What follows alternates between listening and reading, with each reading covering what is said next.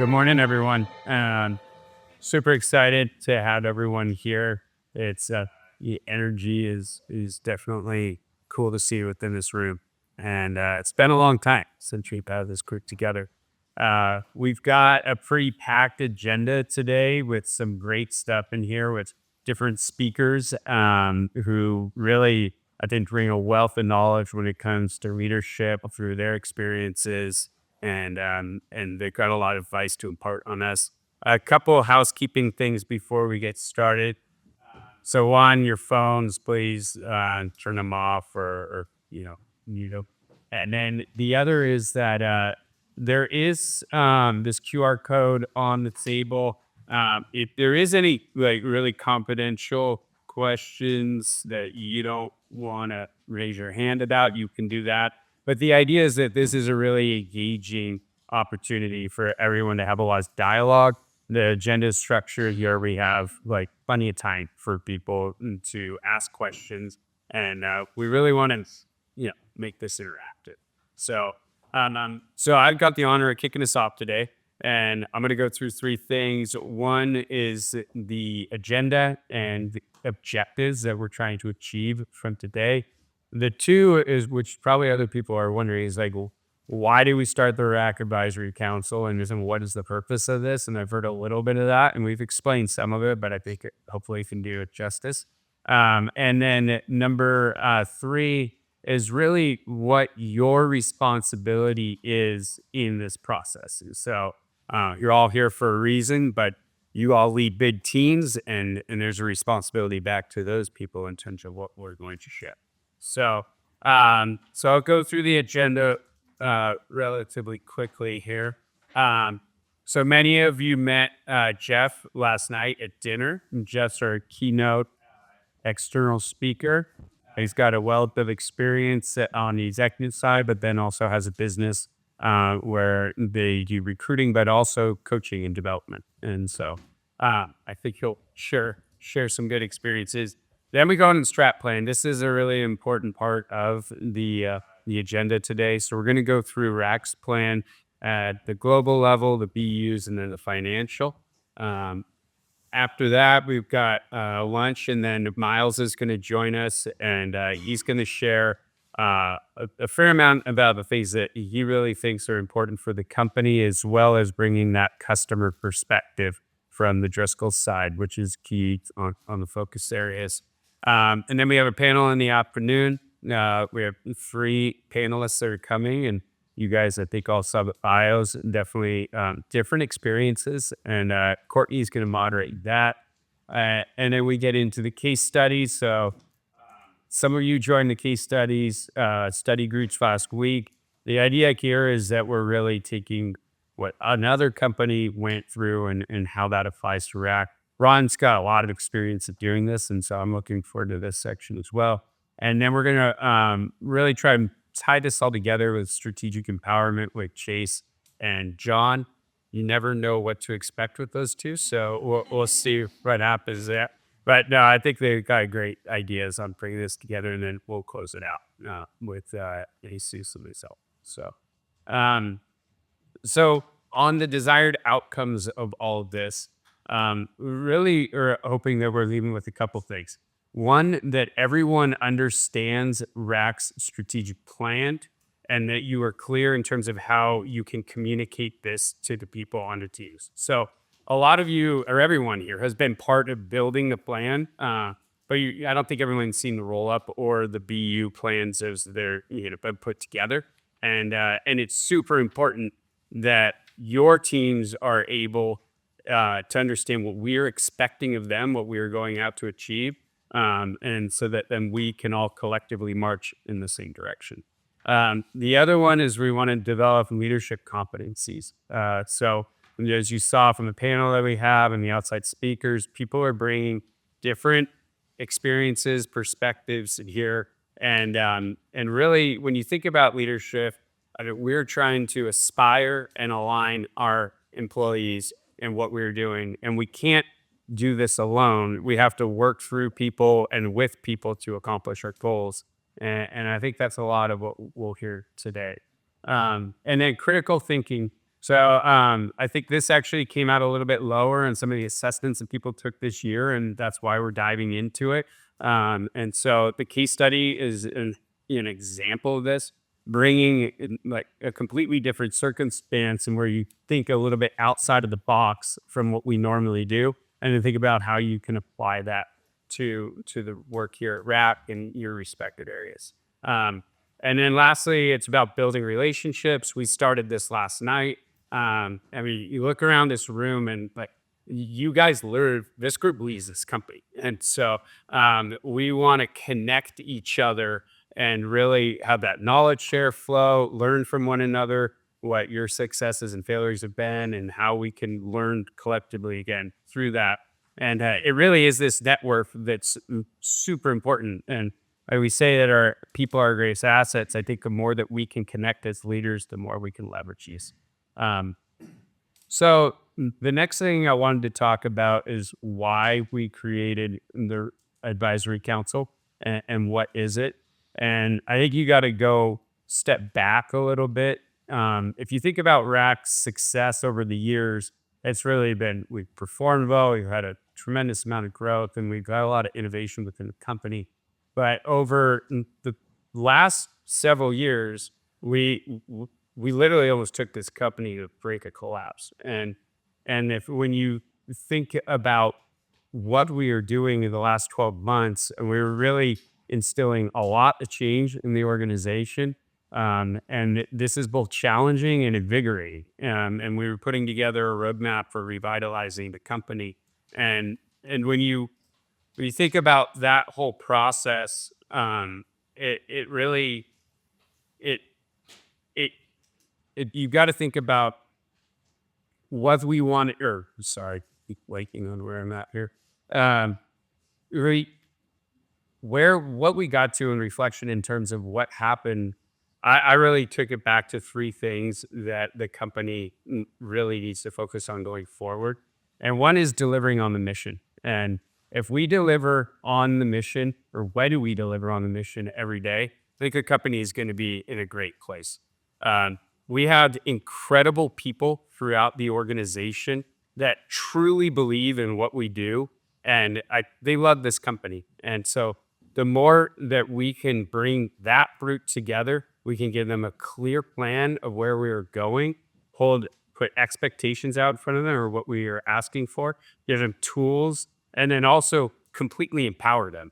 And the more we do that, the more I think we'll succeed. And then the other is we've got to really instill the execution and more rigor around our investments. And so we got to deliver the business every day, but then we also need to look at the investments that we're making and do those investments make sense for the pace of the company right now? Can we reliably say that we're going to be able to deliver on that investment? So I think, this is, you're saying like, how does this relate to the advisory council? I mean, I really feel as leaders, we failed our employees and the shareholders. Because we made poor decisions, we tried to grow the company at way too fast of a rate. We built up this lot of complexity that reflect the margins in the organization, and we got off path. And so the main reason that we're creating this council is so that we don't repeat the past.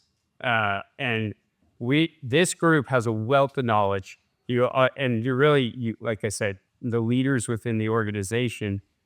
We can build the plans together and then share them and then ensure that we execute on them. And so when you think about what's the purpose of the council, we want to build the plans for RAC, and then we want to communicate them and execute and hold one another to accountable to achieving them. So I think when you think about berries and what we do, I think everyone in this room would agree you cannot farm berries from a top-down approach. There's no way to do it that way. That's why we planned from the bottom up. And, I think you look around the room, like, Preston, what's going on in Canada better than anyone else in this room. And Eduardo, I think what's going on in Baja as well. And so we've got to use that knowledge and your guys' wisdoms to then pull together a plan that comes together, builds up from the bottom up. And so that's what the advisory council is really all about. And so we've got this group here. All of you report to one of the EMT members, and you all represent, fairly large portions of the business here. And so what we want to do is pull your collective knowledge, wisdom, you all have different backgrounds, experiences, and culture. And that diversity really helps us build something that's far more powerful. And so if we use this knowledge and all of your experiences, I think we'll come up with a far better strategy. So we're also designing this to connect leaders, as we talked about. So we're trying to build the relationships. We're trying to build trust among everyone in this room, and that's a big one. And we want to share ideas. And we're going to do that through forms of communication that are both virtual and together, so on site. So the plan is that we'll meet twice a year. So really the first meeting of the year is going to be in June. And the idea is that we're going to build the plan. So we'll be brainstorming about what is important for RAC to get after, what's not working, build that plan together. And then the meeting in December, which is this meeting, is where we'll review the plan that will have been approved by the board. And then we'll all get clear on what we're setting out to do. And then people can go out and communicate that in an effective way where everyone's, again, on the same page. So that's, then lastly, we're going to incorporate leadership development and exercises. And so that we had that today in the agenda. I think we'll have more virtual touch points like that for the book clubs, which I thought were quite good, and case studies and various things. So then the last thing I really wanted to cover is really what people's responsibilities are for being an advisory council. And I think one is that we are sharing ideas, that we are raising concerns, and that we're assuring that the company is focused on the right things. And one of those to me is that we as a group are ensuring that the mission is alive within the company, and that our strategies, work streams, and daily activities are ensuring that we are delivering on that every day. I think this group, I think people feel it, but that we want you to understand you're empowered to go out and make decisions if they're aligned with the mission. And so one being is like, I'd really love for people to leave here feeling like I can go back and really look at my business. And if there are things that are not aligned with the mission that are creating complexity and distraction, please raise them, go stop them. And those are things that are preventing us from achieving what we were setting out to do. So in June, we rolled this out. So that was Jesus and family members and myself. We're in this very room, like a lot of the Watsonville group. And we rolled out the vision and mission that's supported by our existing values. So I think everyone knows here, but the vision is what we're trying to get to long term. So we want to become a thriving, respected family farming company, advancing our people, community, and industry. And that is where we're trying to get to. How we get there is by living the mission and ensuring that our actions on a daily basis reflect those. And so be great at farming Driscoll's berries. We're proud to share that. I think a lot of people have heard that, and it's becoming more prevalent in kind of what we're doing. But this is really, I think this is the way as a company, I think we can really advance forward in the best manner. So I think the mission is concise. I think it reflects what we do, and it brings in the element that we farm. And we grow berries. And I think everyone in here, it feels a sense of accomplishment and pride when we do that well. And I think there's a true emotional aspect to this. It is hard work. There takes a lot of people, a lot of effort. And it's a pretty visceral experience if you think about it. Like, we're just driving up the road at Casson, and there's land that's just been worked. You've got then heads with plants in it. Those are going to grow into full plants that then flower. produce fruit that is then harvested by amazing workers that we have, are very skilled and dedicated. And at the end of the day, I think it instills an emotional reaction from people where they feel proud to do what we do. And when we do it really well, we produce some of the best tasting food on the planet. It's a pretty incredible experience. So I wanted to just share some images from around the company that reflect this. And some of you will know some of the people, I'm sure, but um, you could see it in people's faces, like the the pride they have in what they're doing and what we're collectively, you know, accomplishing together. So the last thing I kind of want to end with here is that I think that everyone in this room, we have the responsibility as the leaders here to instill this level of pride in our people on a daily basis. And in my opinion, we can only do this if we live the mission on a daily basis. So that's my opening. Hope that that inspires some of you to get out there and be.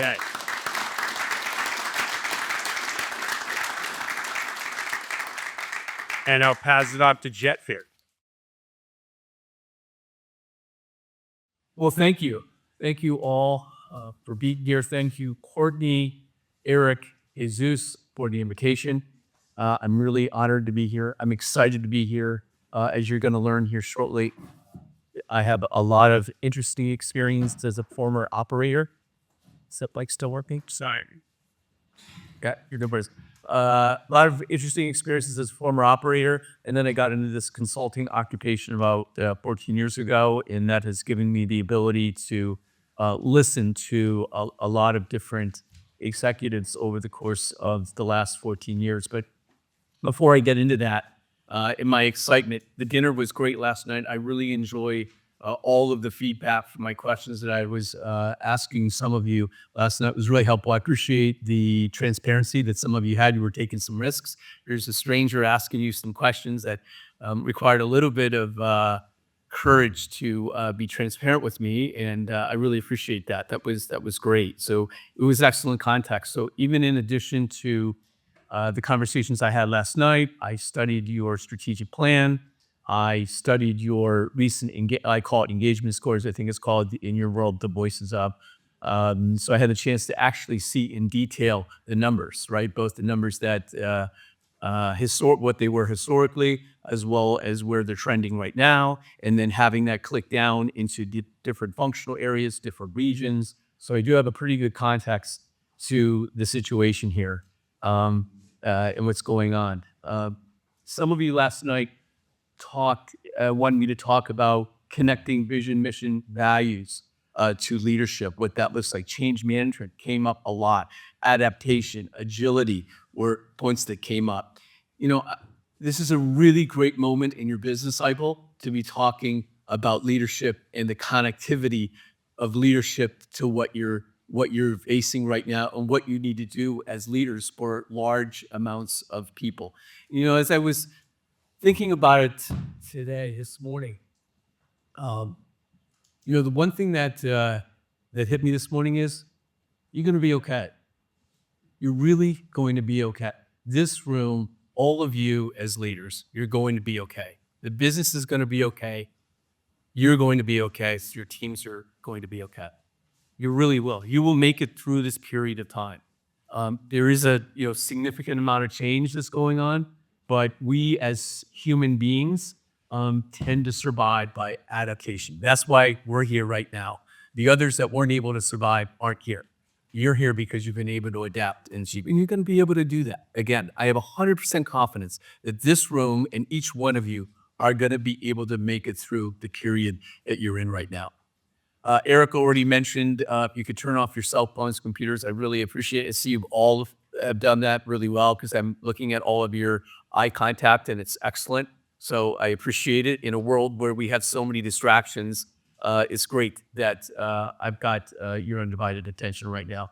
I guess the one thing I do want to also bring up is this is a little hard for me to do this. I spend my time in my hours, 50 hours a week, listening to people. That's what I do for a listen. My great muscle is listening and connecting with people on a very individual basis. My muscle these days is not on presenting to large groups. So you might see a little awkwardness in me, a little bit of fumbleness in me as I go through this. And it's just for you to I'm asking to be patient with me. Give me a little grace here because my core muscle is really listening, as I was doing last night to you, and helping you on a more individual one-on-one basis, not necessarily inspiring an entire room. But I'm going to do my best and try to pull out an old muscle that I used to use when I was an operator a long time ago.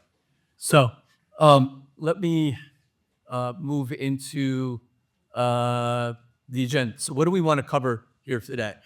My goal here is to talk a little bit about where your current leadership style tends to be within the culture of RAC.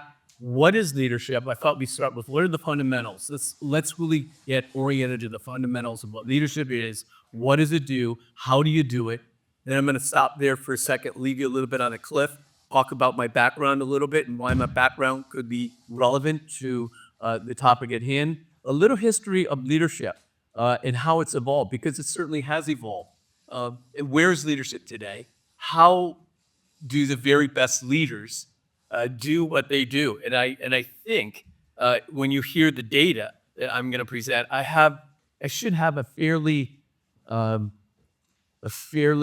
just competent but highly efficacious view on what great leaders are doing because of some of the data that I'm going to share with you. And then I'm going to do a couple of different case studies with you, not necessarily naming people because my conversations with people are pretty confidential, but I'm going to try to give you some scenarios that I've lived over time and give you a sense of what this looks like so we can operationalize it. And then we're going to have a Q&A, and I'm going to leave about 15, 20 minutes for Q&A. Eric talked about wanting this to be an engaging, interactive discussion, so I'm going to try to do that. And I've got a bunch of questions that I'm going to already answer for you based on some of the questions that I had last night. So I'll try to get some of that kicked off. Okay, so what I heard when I was asking about what's the existing leadership style, if you will, of this group, right? How do you lead the organization? And what I heard is we aspire empowerment to the regions, though it might have pulled back a little bit because of the context of what's happened over the last 12 months. But that's what we aspire to do, is that really, and Eric was talking about that, is it's a ground up, right? And that's what you aspire to do. We set a high level of expectations and accountability. We have continued to take teamwork. And I use the word continued because when you look at the engagement scores, it's one thing that really resonated is you have really good teams. All of you and your teams feel like there's pretty good teamwork overall. There was a request through the engagement surveys about wanting to get back to fun, right? And I heard it last night as well. Well, fun can be going out and having a beer together, a glass of wine together, going to an event together, but you can also have fun celebrating wins, right? So it doesn't just have to be a relational fun. It can also be a fun related to wins. And a win doesn't have to be the achievement necessarily of an outcome, a financial outcome. It could be a win of change, a win of, wow, we just tried something, we just tried a new process, and look, it worked. We just beta tested this process, it worked. Let's do it again. Wash, rinse, repeat. Do it one more time over here. And then if we keep on building these different beta tests, eventually, it becomes something that the entire enterprise can adopt. That's a win. That doesn't necessarily have to be a financial win. It doesn't have to be a profit way. There's a lot of different ways. And that ties into, by the way, recognition, which is something that the engagement scores said that they wanted to do a little bit more of, right? So fun. What does fun look like? Fun can be a variety of things. And then data-driven decision-making. Critical thinking was what Eric brought up earlier. And I wrote that down, and I'm going to talk about what does critical thinking look like from a behavioral perspective. And then what I also heard last night that I was able to punch in his presentation at 5 o'clock this morning was move from a growth dominant to an efficiency mindset, right? So Eric alluded to you were growing almost at any cost, if you will, right? So, get it out there. There's a lot of revenue coming in. Let's do what you have to do to capture that revenue. But while you were doing that, you might not have necessarily created the most optimized efficiencies, the most optimized processes that you needed. And that's can be very typical within an organization that's got massive demand.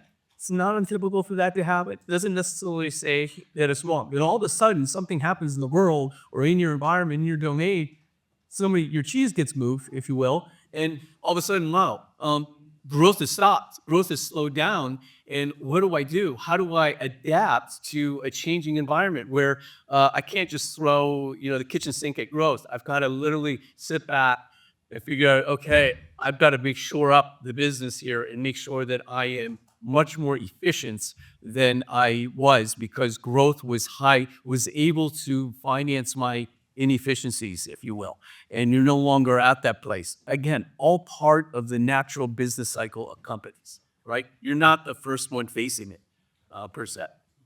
Does that sound about right? Services, yeah, that resonate? May not be 100%, but that's basically. So what is leadership, right? Leadership, for me, from my perspective, is about influencing, guiding, inspiring people and teams to achieve a common purpose and a common goal. It requires a lot of interpersonal skills to achieve a collective success. Well, when you talk about that definition, and this is the interesting part, and one of the things that we'll spend a lot of time is, that's a great concept, right? And I really believe that that is correct. That is what leadership is. But how you do it is what's so difficult.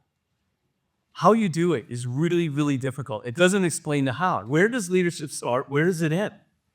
How is it organized? How is it measured? The leadership concept activates with a mindset, in my view. It then moves into execution, and then it gets measured. And we're going to go through some examples of what that looks like. Also, I feel like what you have to do is much easier than how you have to do it. So there's the what and the how. And I use those words a lot when I'm interviewing executives on the retained search side of what we do, and even in the coaching with CEOs. What you have to do becomes pretty easy. Okay, I've got a target, I've got an objective, I have to get this up. How you do it is much harder. Why is the how harder? Why is the how harder? It's more esoteric. Esoteric? True. What else? Any other ideas why how is harder than what? You just jump into doing. You're just jumping into it. How is about behaviors. So whenever we talk to executives or coach with executives, we ask about the what, but what's way more important is the how. That's how you learn about leaders, is the how they get things done. How you get things done is all about behavior. Man, as you all know, as we all know as individuals, changing behavior is really difficult, right? It's really, really hard to change your behavior. It's really hard to adopt new ways of doing things, new ways of behaving as a leader to get things done, to get to where you want to do, where you want to go. So think about that, right? The how, the behaviors. And then when you think about behaviors, the way I think about behaviors is you can click into that one more level, and behavior is not just about, how, not just strictly about the behavior, but it's also about the language that you use. And language is about the words and the body language, right? And then when you click into language, the words that I choose to use when I'm talking to you about something really important, what words am I choosing to use?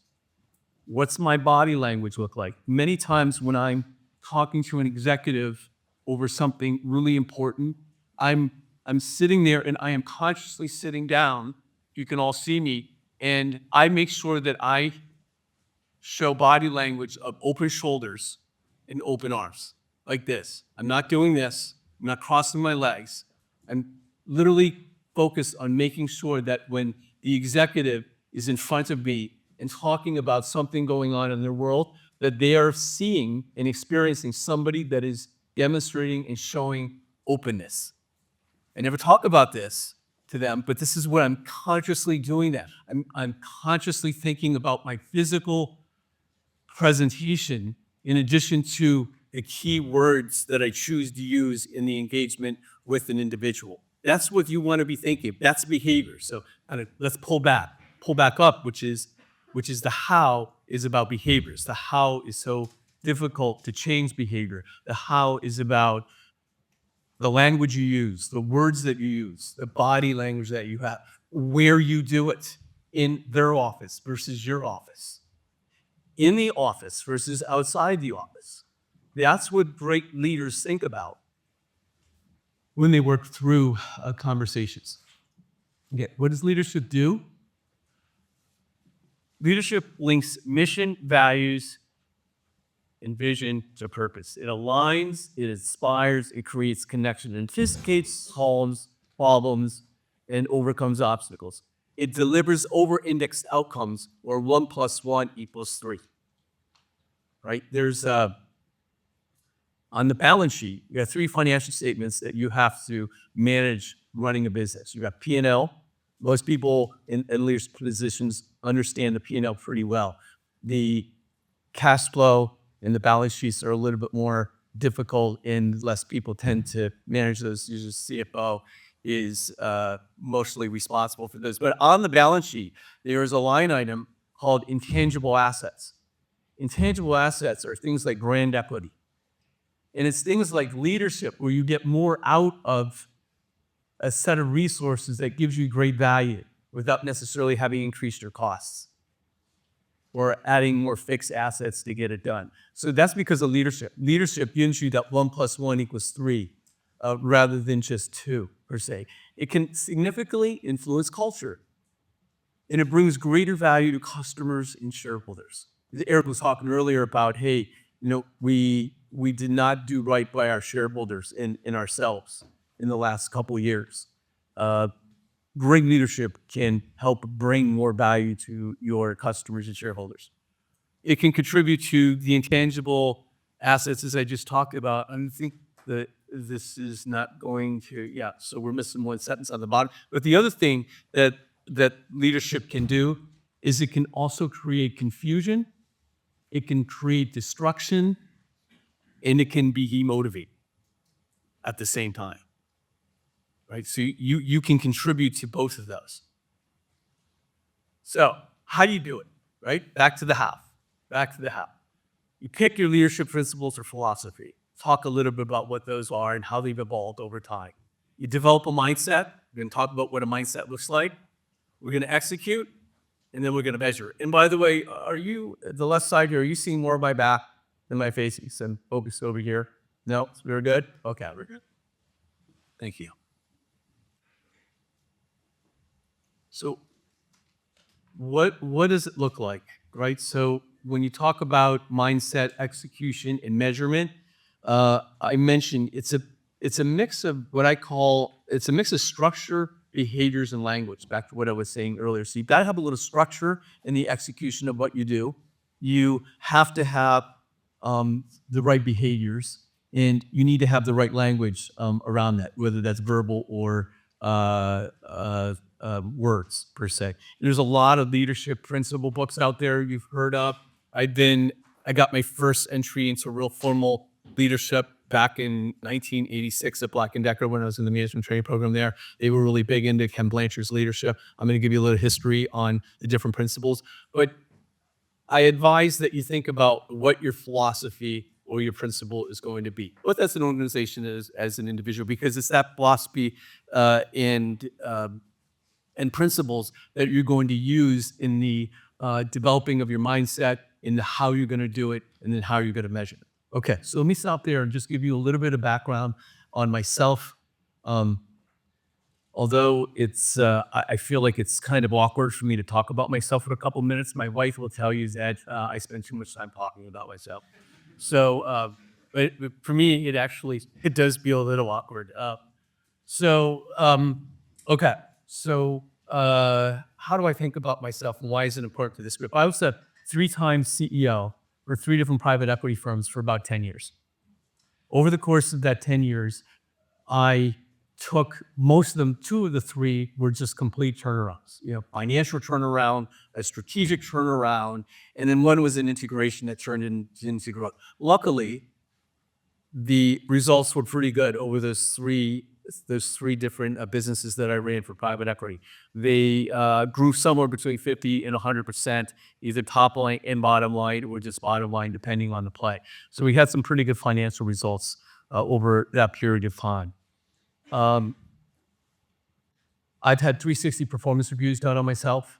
I've had over probably 12 to 15 performance reviews done on myself as well. I was fired once as a CMO. I was telling somebody at dinner last night about that. I was literally fired. I wasn't just fired, by the way. I like to say I was effing fired. Meaning, and what was interesting about it is I was the chief marketing officer for a $1 billion business, and it was like 45 days after receiving an exceeds on my performance review. And I had I only had 2 performance reviews in my life where I had a meet, which just freaked me out. I was one of those high results, high perfectionist kind of people, which I still am today, but a little bit better under medication. And so 45 days later, I walk in and I get a little bit terminated. And then, as I like to say, not just terminated, I got walked out the door. Overall, it was like a huge experience for me. I mean, it rocked my world. It took me a couple of years of kind of therapy, if you will, to get through being the fair-haired boy all the time, repeatedly, and then to get literally physically walk out the door of an organization. And it wasn't because of malfeasance. And I'm not going to go into that. This isn't a therapy session. I bring this up because what am I demonstrating right now? Vulnerability, right. And why is that so important? Because vulnerability is one of the mechanisms that gets you to more trust. And it starts with a leader. You have to lead with vulnerability yourself. We'll talk more about this at the end. But that I wanted to do that purposely so you see what that looks like. And ended up, by the way, coming out with an unbelievable ending at the end. 2 years later, the person who fired me called me up and asked me to be the chief operating officer of a business that was $3 billion bigger than what it was. So, really interesting story. But at the time, really not good. Okay, so in 2010, I enter consulting, right? So I enter consulting in 2010. Significant left turn for me, given my operating background. I've now been at it for 15 years. Hard to believe. I've been doing it that long. When I started, I got into a company called Egg & Zender. We're one of the top 3 consulting firms in the world around talent and acquisition overall. And then I worked for another 2 during about 5 or 6 years, all within the top 5 or so. But I was a reluctant participant in the occupation because I had been a client of retained search. I'd been a candidate of retained search. Now they're asking me to come in and do this as a colleague. And boy, it was a really hard decision back in 2010 when I did it, because I had such a poor experience as a client candidate with the occupation. I went in with this attitude of, if I do this, I am not going to operate the way I experienced it, and I was going to operate differently. Well, I did that. But what happens when you have one person amongst thousands that are operating differently within an organization? What happens?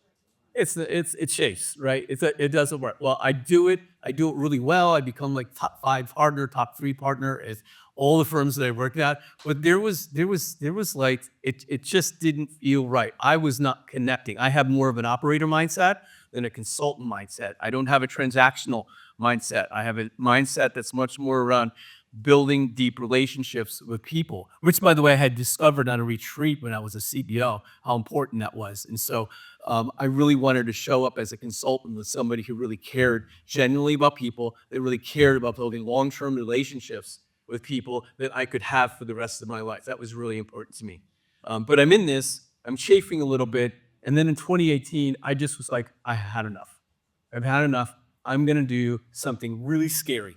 And I'm going to have a Jerry Maguire moment. Anyone see the movie Jerry Maguire? Okay, I swear to God, the opening scene of that, the first 15 minutes was Jeff DeFazio in 2018.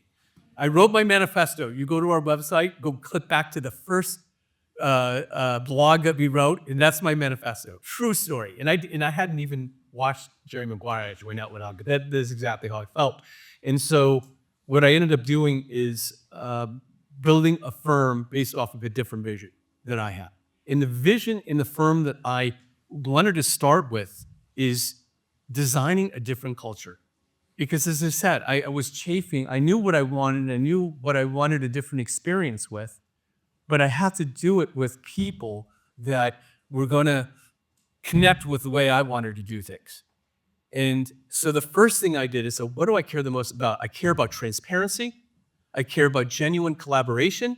And I care about accountability in this profession, because this occupation of consulting, that area that I was in, had very little accountability. By the way, accountability is code for performance, right? So whatever word you want to use, that's what it means. So transparency, genuine collaboration, and accountability. Those were the three values I started. So it's interesting. I started the firm caring first about building the firm around three values, nothing else. I hadn't figured out the structure, hadn't figured out the people, but I knew those were the three values I wanted to know. Every hiring decision, every person that I was going to bring in the firm was going to have those three things. What did that mean?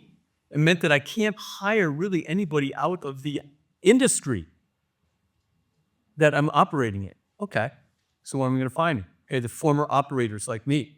Okay? Well, what's the problem with that?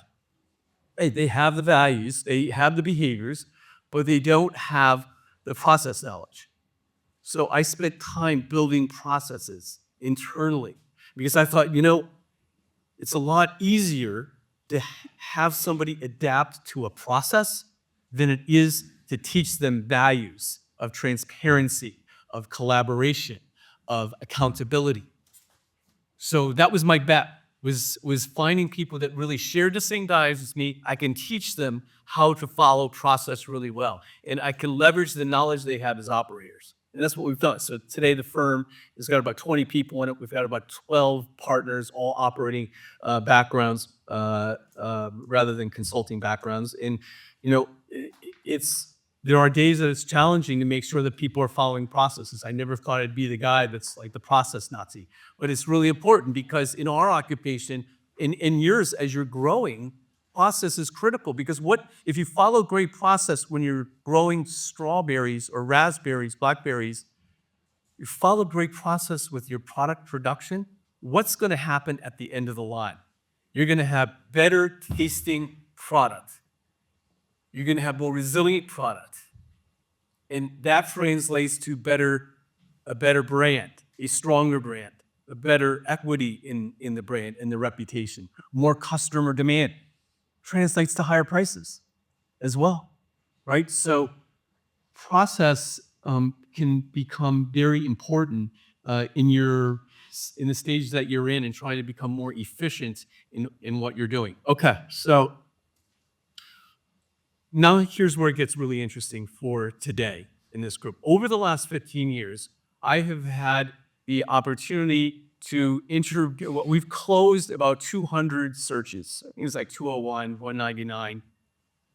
Every routine search engagement that I've worked on, we average about 6.5 executives we have to take through a full 90-minute interview to get to a closed retained search. About 6.5 on average.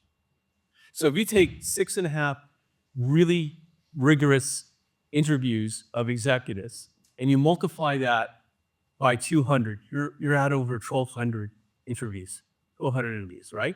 And that's right. And that's a very conservative number because that's not all the courtesy interviews that I've done in my career.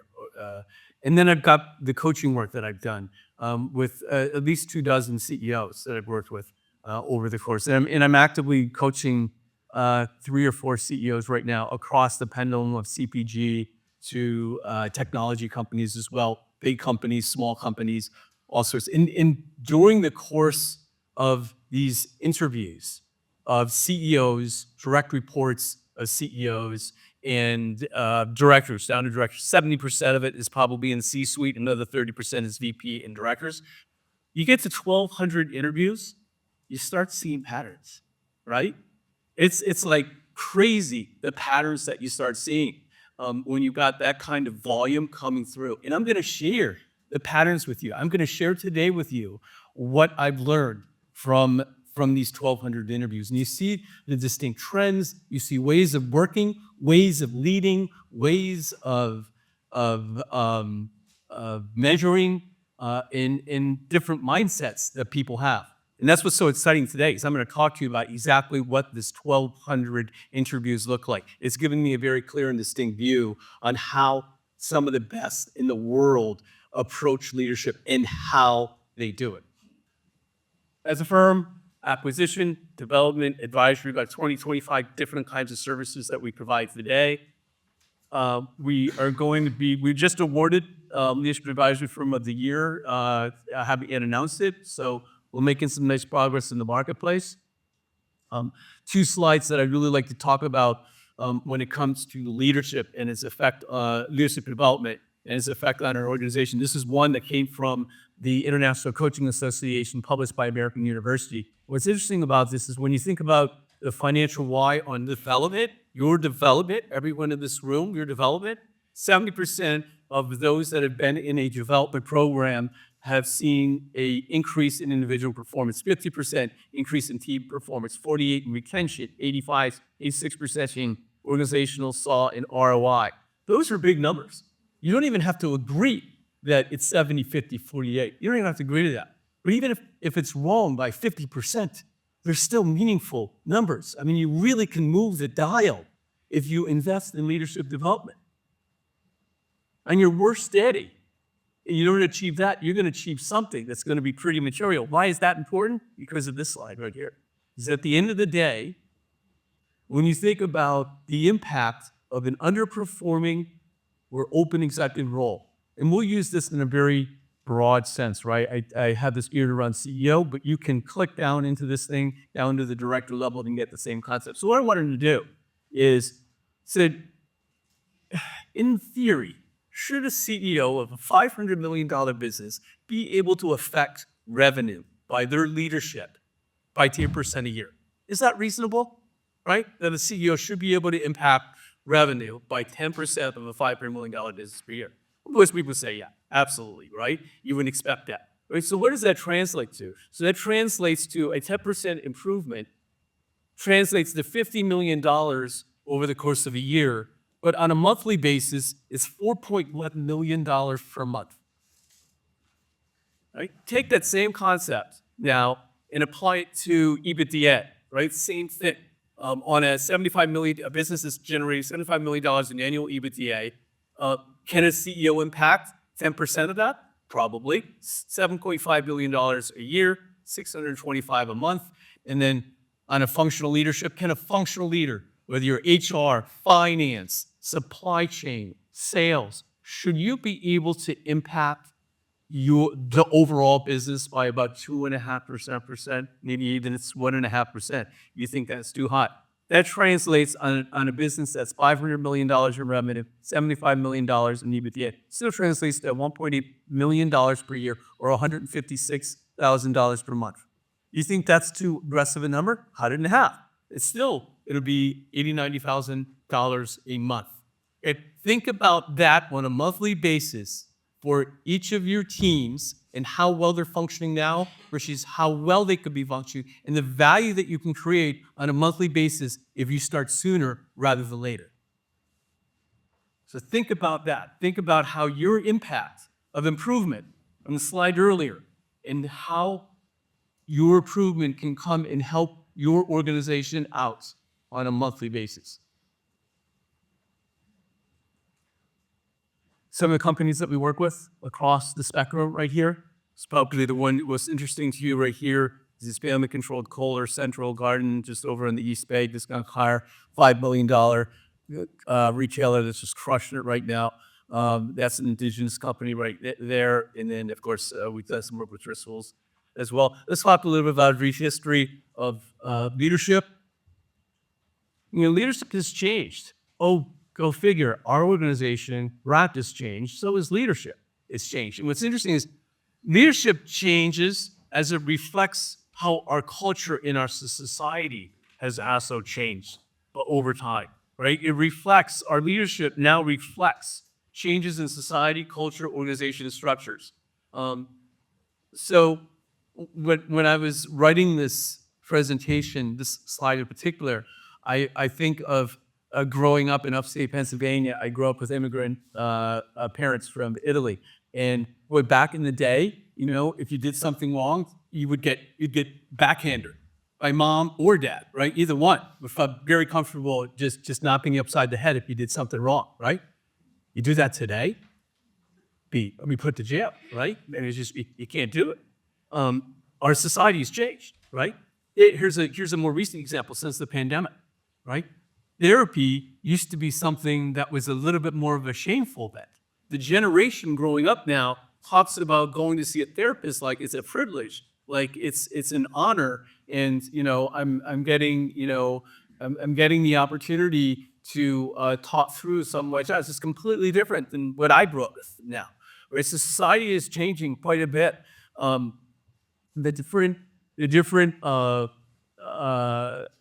The theories that took place starting in the 1840s was what they call the great man theory, which is leaders were born, not made. And then in the 30s, the 40s, it became about specific personality traits. And then towards the 50s, it went from innate traits to leadership behaviors could be learned and developed, which I believe. And then we went into situational contingency theories. Situational leadership is like Ken Blanchard's situational leadership, if you've ever heard of that. I hinted to that earlier. That's what I got first introduced to as a leader back in Black & Decker back in the 80s. And then transformational leadership, that was all about change management per se. So I didn't understand at all what that meant because I was a peon back then anything, but I heard the leaders talking about it all the time. But that was all about inspiring and motivating, which comes back to vision, mission, values. How do I connect vision, mission, values to what we do? And then recently, over the last 20, 30 years, we get into this exchange relationship, 7 habits of highly effective people. One of the key elements in that 7 habits of highly effective people is listening to understand versus listening to respond. That was like a huge growth moment for me. After a girlfriend, when I lived in Chicago, started crying in front of me saying, "You don't effing listen at all. You don't know how to listen." I was like, "What are you talking about?" Or I just came out of sales for 5 years. What do they teach you in sales? At the time, it was listen to respond, right? Listen to respond to try to get the deal, right? Not listen to understand. Listen to understand is much more about the connection with somebody at a very deep visceral level. That still goes on even more today than it ever has before. Emotional intelligence by Dan Coleman. Big deal, really big deal. Still much part of the leadership behavior set today, really critical in my view. And then servant leadership. Some people were talking about servant leadership last night. It's been sort of the more recent model here, which is all about building relationships and prioritizing the needs of others. So in your engagement surveys, there was a need about work-life balance, right? And I had some questions last night about how do I manage work-life balance, right? So servant leadership, prioritizing the needs of others is really becoming more important.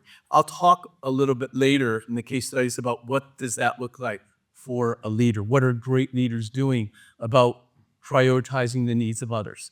One table we talked about that last night in HR. I think it was somebody was talking about that. Go back one more. There's something else.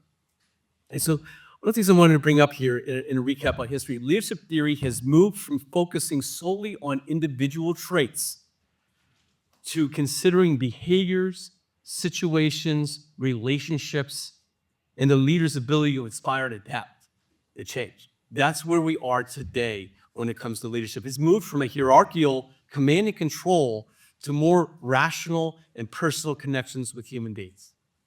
That's right. And by the way, if you don't do that, you don't like doing that, suggest you get out of leadership because there's only going to be more of that going forward, not less. Now, can leaders evolve, change, and improve? Can they? Yes. You think so? So here's a question for you. How many coaches does it take to change a light bulb? How many? 11? So, how many? At least 3. At least 3. 0. 0. 1. Only one, as long as the light bulb is willing to be changed. Right? That's the key. Okay? Each of you individually have to look in the mirror and say, am I willing to change? With the highest level of humility, we all can improve. There's always continuous development opportunities that we have. When you look in the mirror every day, how can you improve? How committed are you to trying to change your behaviors to be better at what you do? It starts there. If you aren't willing to do that, accept where you're at today, forget about your ability to ever change. You're going to be fighting it the whole way. You have to recognize this humility that you can change. You're willing to do that, and you're seeking out ways to do that. I woke up this morning as I was thinking about this page, and I was thinking, because it's so hard to change behavior, back to the behavior, back to the how. One of the ways that is a little bit of a cheat sheet that helps me when I have to change my behavior in certain high-facts and situations is my process. So I've come to change some of my processes in my language that I use for certain situations. When I change the process, it causes me to change my behavior. So I anchor to the process rather than me just walking in with a different behavior per se, right? So my process might be, okay, I'm going to sit down. I'm going to understand where I want to sit. I'm going to sit down and get my body language right first. And then I'm going to make sure that I have my questions prepared. I'm anticipating obstacles that I'm going to face. What am I going to say if I get this response? What am I going to say if I get that response? So I'm thinking about it in advance. So this is my process. I just did this, by the way, with a board member last night over a video call yesterday. Because I knew it was going to be a really touchy situation. I'm helping lead the development of 7 board members for a $500 million business of a private company. And so I had already anticipated all of that. Now, did I think about my behavior change? No. I thought about, okay, what's the process that I need to go through? And therefore, the experience that the director had in working with me had a different experience, just a different experience working with me because I had sort of gained out what my process was going to be. So it's sort of a back-end way to change my behavior rather than just going to a single. Yeah, leadership today shifts towards empathy, emotional intelligence.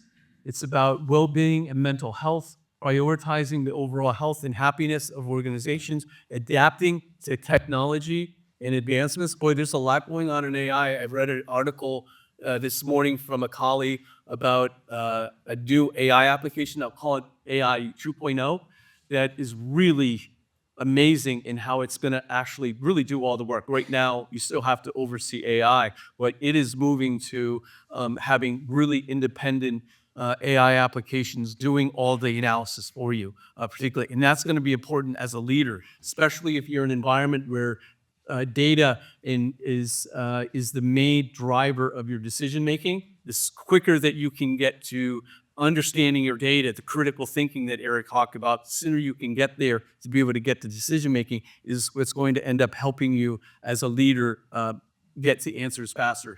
Diversity, we're moving away from DE&I strictly to more diversity of thought. 60 Minutes on Sunday night had a really, or maybe it was a few weeks ago, had a very interesting interview of a new university in Texas that is focused on diversity of thought, not DE&I. It's not about sort of protected classes as much more people. It's much more about people that come from different socioeconomic backgrounds, regardless of whether, what race, what color, what class, protected class they're in. Much more about, do I have students that come from a broad variety of different ideas in different socioeconomic geographical contexts. That's diversity of thought. That's where we're going as a business community. Trust building. Eric talked about trust building as well. That is just critical. I think at the end of the day, trust, and that's the thing that I talk to my kids about the most. They get tired of me talking about it. I talk about it with leaders as well, is trust. What are the behaviors that you have as leaders to build trust in your relationships with your team and with your people? And then adaptability to change management. Again, Eric was talking about that, having a change mindset. What does that look like per se? So that's leadership today. Oh, one other thing I wanted to bring up regarding adaptability and change agility. When I first got into this occupation in 2010, clients would hire us. Okay, we want CEO or a C-suite, a VP, and these are the competencies that we want this VP to have. We want them to be results oriented. We want strategic mindset. We want collaboration and influencing. Right? Those are pretty common ones. Maybe you see also building the team capability, as well as sort of the 3 or 4 competencies that always showed up in the key criteria in a retained search. Today, everyone wants agility and adaptability. So it's show me, tell me, give me examples of how you faced adaptation, agility, how you dealt with change. What was the biggest change you faced in your career? How'd you work through that? Right, for a sec. So agility is really important. And I suspect, given our ages in here, is that most of the we didn't grow up with the competency of agility and adaptation as a core requirement of what we do. But right now, as we sit today, it is a core requirement out there in the world, and it's only going to continue. It'll probably move up, as I see it, from top 4 to maybe probably top 1 or 2 as we go forward. Okay, so in summary, leadership is about, today's leadership is about a broader shift to more collaborative, empathetic, agile, technically savvy approaches to leadership that prioritize the employee well-being and the organization adaptability from a strong foundation of trust. The best way that I can describe that today. So, try to even make that more simple. I think about leadership as change plus that interpersonal connection and technology. 3 things, right? Adaptability, connection, trust, empathy. That's all about the relationship with the individual, right? And then technology, how I can use technology with my relationship with my direct reports and with my teams. How do you do it? How do you do it? Right, we're back to this question. How do you do it? Mindset, execution, measurement. I see this as a mixture of both behaviors and languages they talked about per se. So timing-wise, we're in a great spot right now. Let's first talk about mindset. So we talked about this 1,200 executives that I've interviewed. Easy 1,200, probably a lot more, plus the executive coaching that we've done. The firm has probably got, 30 different executives coaching sessions taking place at one time right now with their different coaches. On the retained search side, I've asked this question 1,200 plus times. What is the greatest accomplishment you have had in the last 5 or 10 years? So I want all of you to really connect with me right now with this question. Think about it. What is the greatest accomplishment you have had, the greatest business accomplishment you have had in the last 5 to 10 years? Think about that right now for yourself. Greatest business accomplishment that you've had in the last 5 to 10 years.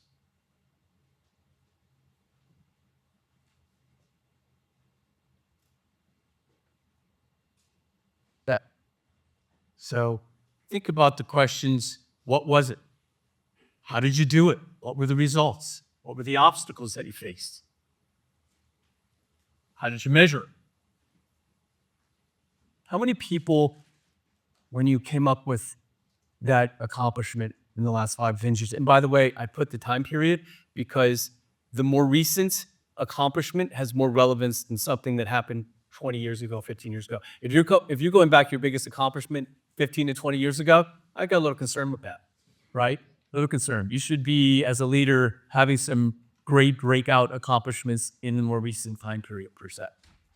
So how many people picked, I transformed a company or I transformed a function, something along those lines? I grew the business in this region by 800%.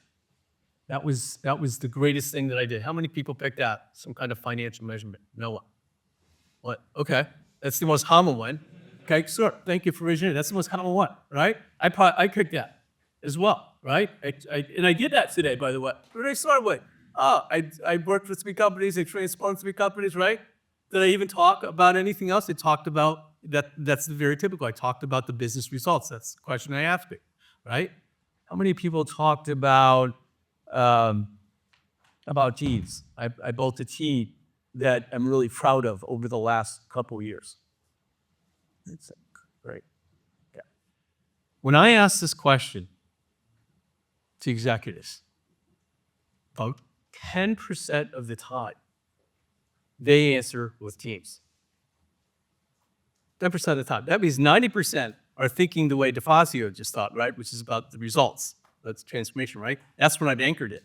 And that, and by the way, I know myself pretty well. I'm a very results-oriented perfectionist. So I can package myself a little differently, but my default mechanism is still around results, unfortunately. So 10% of these 1,200 executives talk about teams. They lead with teams. That's their mindset. That's the mindset is I wake up every day caring about the development of my team, what it's done. I care about how well they're doing. Do I have the right people on the bus? And how is that going to help me get to where I have to go? When it starts with the team. 10% of the population, but those people that start with the team, they're the world-class things. Is they're really leveraging people and teams to get the work done and to get the business to where it needs to go.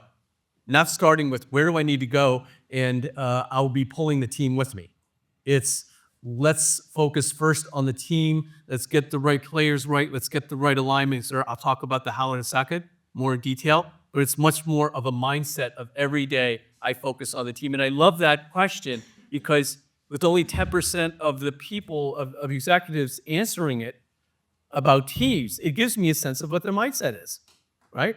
And those that have the mindset around team accomplishment is the ones that are, in my view, more successful in what they do, have better outcomes, more resilient teams, more resilient businesses. So mindset, your mindset for those 80, 90% that didn't raise their hand around teams, your mindset needs to change to teams. That's what you need to focus on every day when you wake up. Every week is about my team. What's happening with my team? It starts there, not with the yield, not with the numbers. It starts with my team first. Yeah. Execution. What does execution look like, right? So that goes to the how. We talked earlier about the how. How do you develop your team? When I asked this question, so first I started with what is accomplishment, and then I plowed deeply into how'd you do it? How'd you develop your team, right? So here's what I hear when I hear these executives who lead with a team mindset and leadership mindset. Here's what they say. I assess the current team. I do a SWOT analysis. As soon as I get there, do a SWOT analysis of my team. I assess them. I change the team. I might reassign. I might redefine. I might rescope. I recruit internally and externally. I had an executive a couple weeks ago, CEO executive a couple weeks ago. We're interviewing. And I'm into the question here, right? Well, how'd you build this team? Just talked about teams. How'd you build it? External. I was like, well, let's go down the list. You've got CFOs, CHRO, head of supply chain, et cetera, et cetera. Everyone was external. 100%. So the warning flag is going off on me left and right? Doesn't know how to build the capability of the existing people. The individual has to bring in their own people that she's already formed relationships with because it was most likely too difficult to be able to work with what the individual leader had and rather work external, right? So that's not a great leader. A great leader is somebody that's going to be able to do a mix of both. You work with what you have, where you see development opportunities, you develop them, and you also go externally if you don't feel that the internal option is going to be good enough. So change the team, reassign, redefine, rescope, recruit internally and externally overall. Understand their career aspirations, both internally and externally. My direct reports, make sure that I understand their career aspirations. Really important for the next generation millennials. Somebody brought that up last night. How do I manage these millennials? I don't feel like I'm an expert at it either, although I've got 4 of them at home. It's really they care deeply about development and moving fast, through different opportunities. So you need to make sure that you understand what their career aspirations are and that you're not being selfish and recognizing that you could help them for a certain period of time in your team, in your organization, and they might need to leave to continue on their journey of development. And that's okay. That's okay. And the top leaders talk about this. Hey, I'm here. I'm committed to you to help you get to where you want to go. So you join the company. Where do you want to go? You want to be a VP? Okay, how are we going to get there? Here's my suggestion. You agree? Okay, we agree. I got to get supply chain. I got to get marketing. I got sales experience, safety, et cetera, right? Okay, so I'm going to help you on that journey internally. But at some point, it might be the end of the road internally, but you know what I'm going to do? I'm going to use my network. I'll do what I can to help you even go external if you have to be able to continue on your career. That's my commitment to you. That's what great leaders are doing. You aren't making it about themselves. They're making it about the individual. We talked about that earlier on trends. That's an example of what they're doing. Begin your succession planning. You probably immediately, when you say, I have my new team now, I'm going out recruiting. Who are my top 1 or 2 candidates for succession? How am I going to start developing them? The great leaders start that immediately. Align individuals and teams to purpose, right? So back to what we talked about, getting them aligned to the mission, vision, values, and the purpose of why you're there. Making sure that what they do every single day links to what the overall purpose and the mission and vision and the values of the company. Design and align on individual objectives and the performance metrics and meet and exceed expectations. So that's what great leaders are doing. They're aligning on those as well. So you align on the mission, vision, values, where we want to go, how you link it to the two, and then you align on individual goals that they subscribe to that's going to get you to your vision, mission, values, and your purpose. And you're doing that now. You're doing it on a regular basis now. Now you've got a sort of a social contract with them, right? Specific areas. You've got your team. Great leaders are then meeting with them regularly on a one-on-one basis and as a team.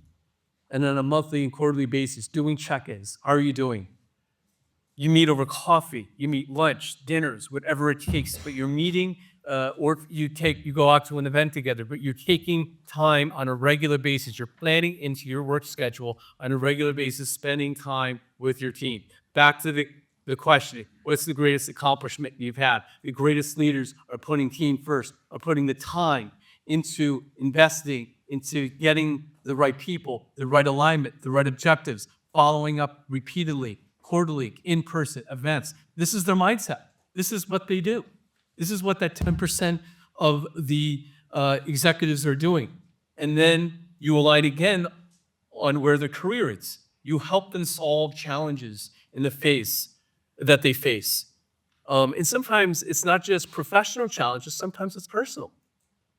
And you have to put that therapy hat on, if you will, and be the listener and be able to help build trust and intimacy that they can talk to you without feeling blame, shame, or criticism of that they feel safe to be able to do that. Trust through the demonstration of consistent behaviors, empathy, transparency, connection, demonstrating a genuine care for people. That's what leadership is today, a genuine care for people. I don't think, when I first got into Black & Decker, it was really about and no, it wasn't. It wasn't about the genuine care of people. It was about, learning the skills and tools that you needed to achieve the result, per se. And for a guy who is very results-oriented already, man, I fit just perfect in that. But we've evolved as a society. We've evolved as a leadership style that it has to be genuine care for people. You have to do that. And the great leaders are doing that. They're making it about them first before you're making it about yourself. You're exercising EQ, which emotional intelligence, EQ, is not just about, this is something I learned probably the last major moment of my development, major transformation in my development, was not just learning how to say things. I learned that first in my evolution as a human being and as a leader. It wasn't just about how. I was doing that pretty well after I learned it. But then I have this epiphany, reading Daniel Coleman books the second time. It's about when to do it, not just about the how, but the when.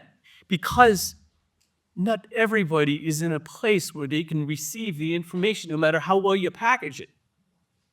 They might not be able to. They're so stressed. You're catching them at the wrong time. They've got stuff going on at home. They've got something going on at work. They're in a crisis, right? They're not capable of receiving it. That director that I spoke to yesterday, I followed up with from an event that happened a couple weeks ago that I was at.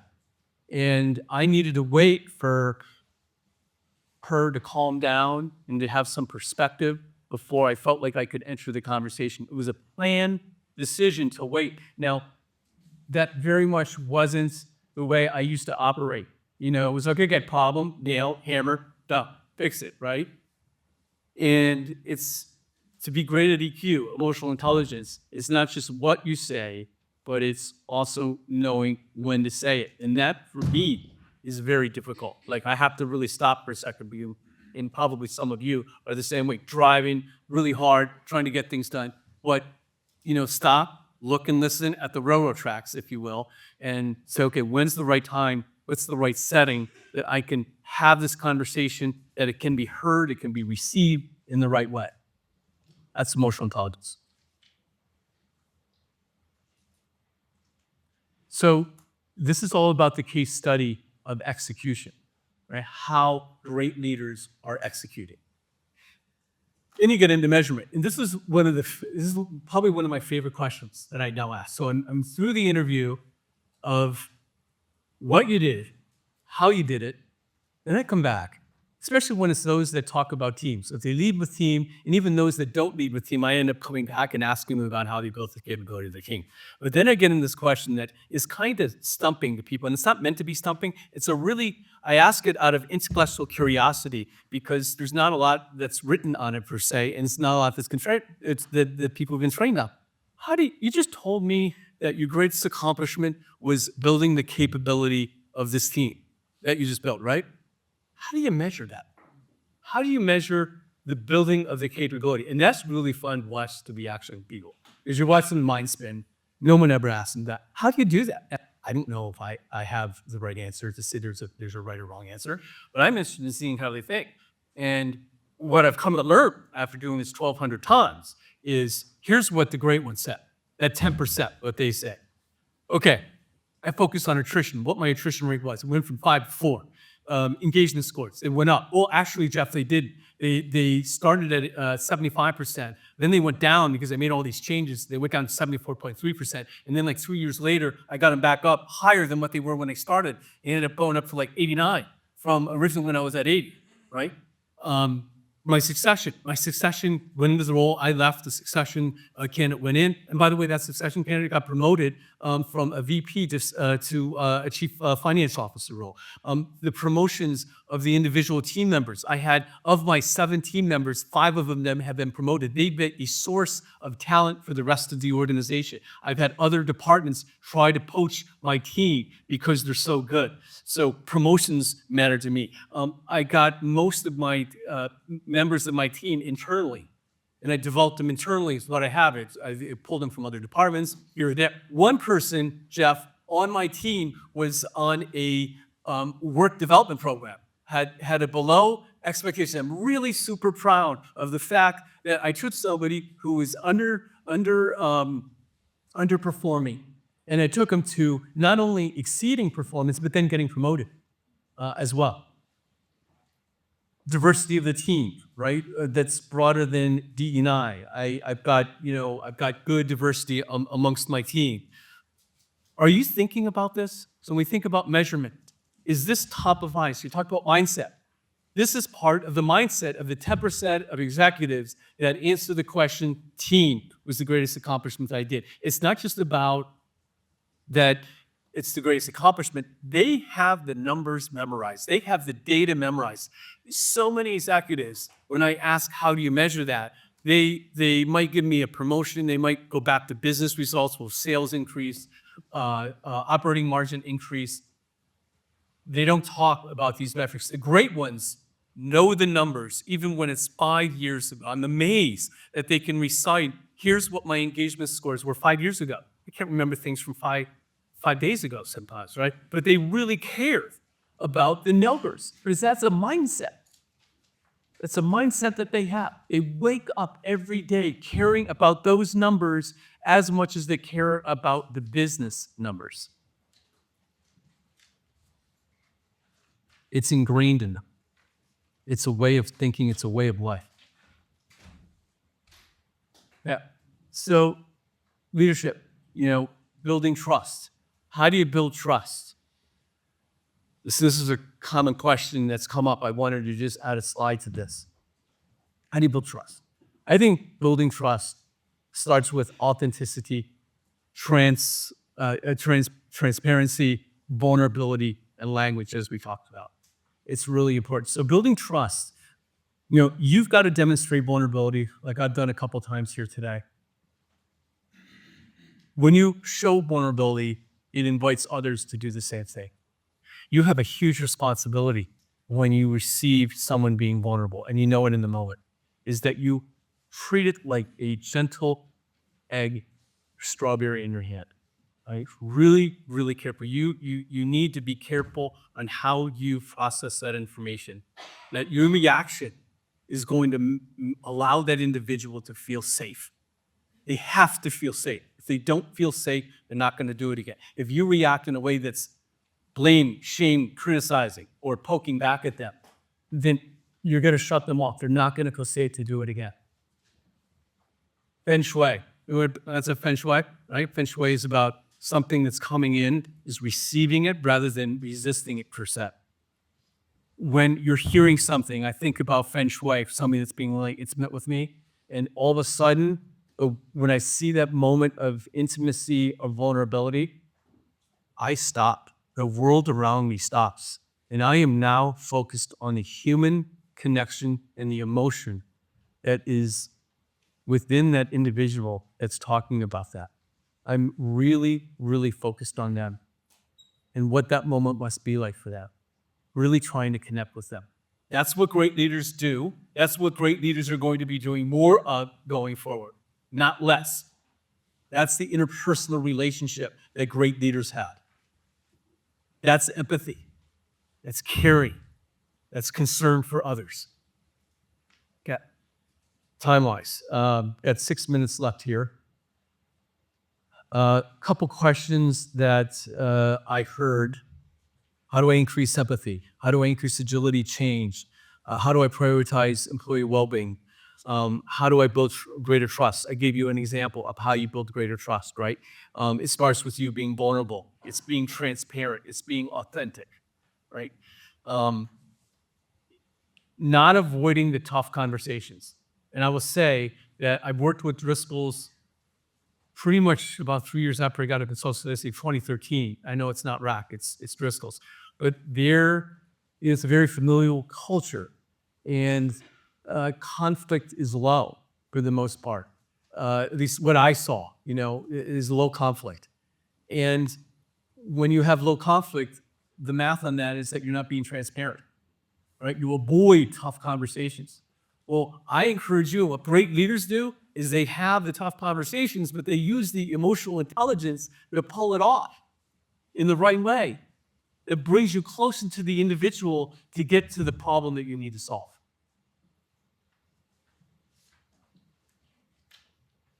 How do I create, a question that was asked last night, how do I create more ownership, right? More ownership.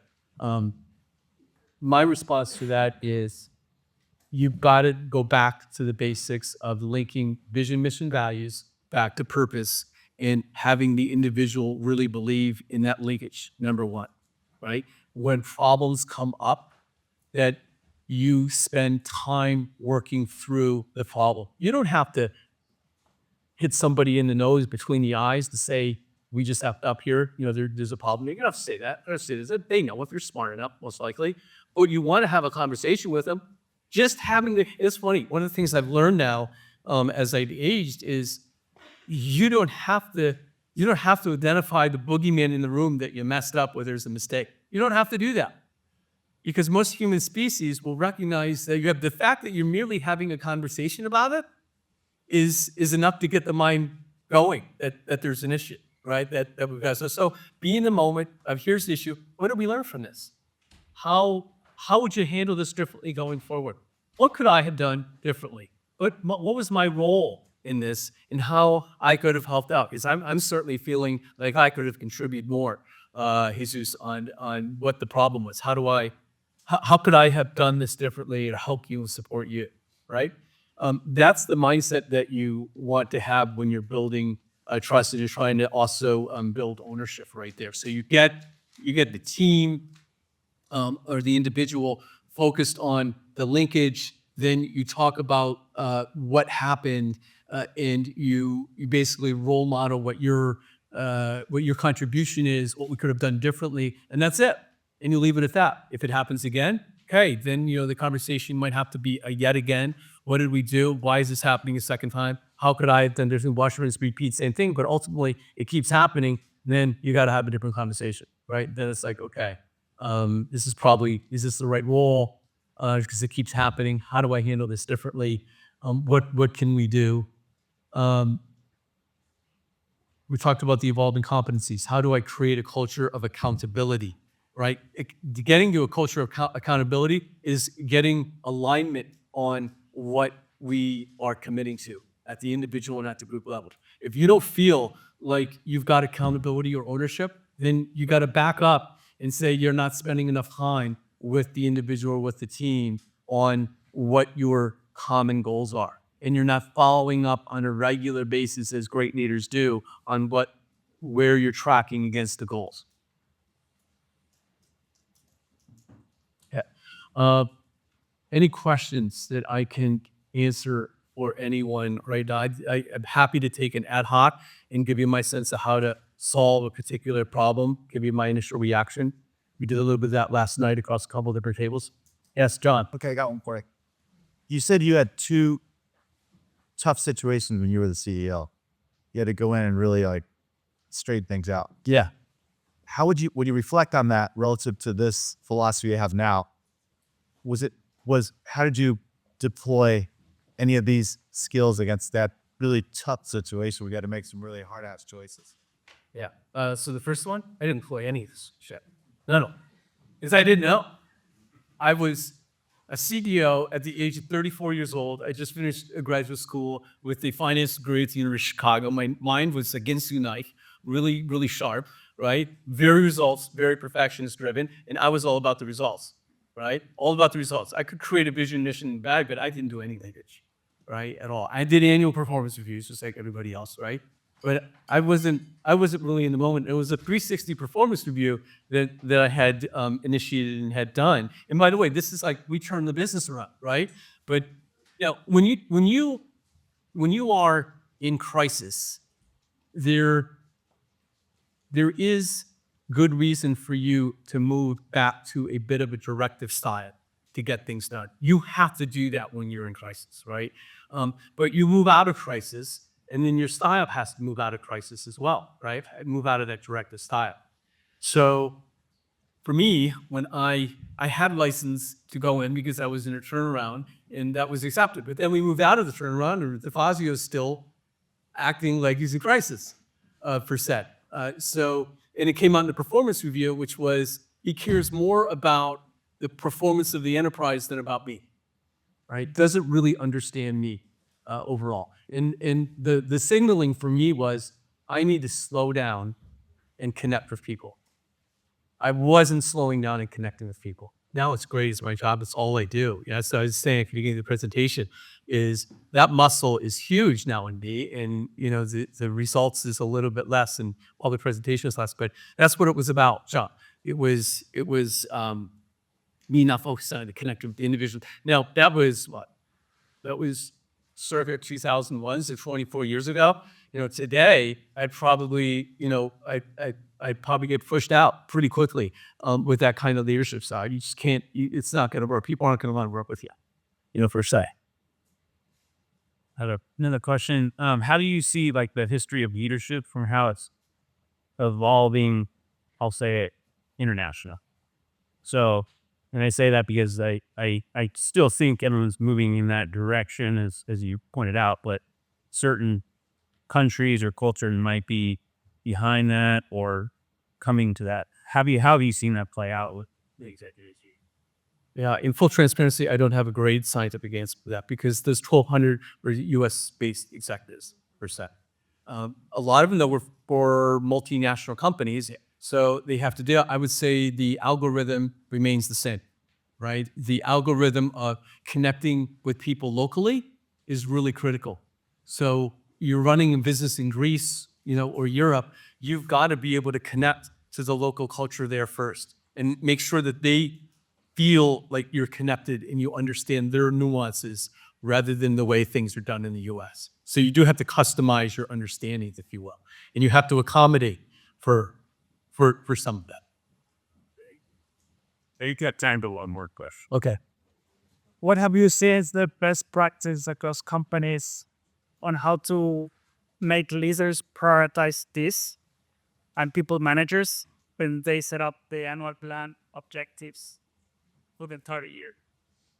So your question is, how do I see leaders linking the individual plan to the bigger plan? And making sure that leaders and people managers prioritize this when they build their objectives. Yeah, great question. I kind of feel like you just gave me a trick question because the old Jeff would have said, immediately go on to results of, okay, here's how your numbers roll up into the top line number. That's the old Jeff, right? The new Jeff, the great leaders out there aren't starting it. That's why I feel like it's a trick question for me. You start with the team.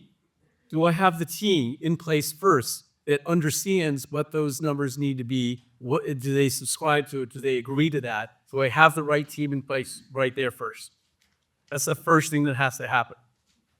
Then from there, you work it back to the budget and you ask them, okay, so help me understand how these results are functional results. How does this link back to the master plan? Why is that important for me as a leader? Because when I have to report back, or we have to report back, what's the message that we want to be getting to the organization about our contribution? How do you want to think about the message that we want to get to the organization? Empowering them to be a part of it rather than being more dictatorial and this is what we're going to do. So try to build it from the ground up rather than push out, per se. Is that helpful at all? Yes, it is. Okay. All right. Thank you. They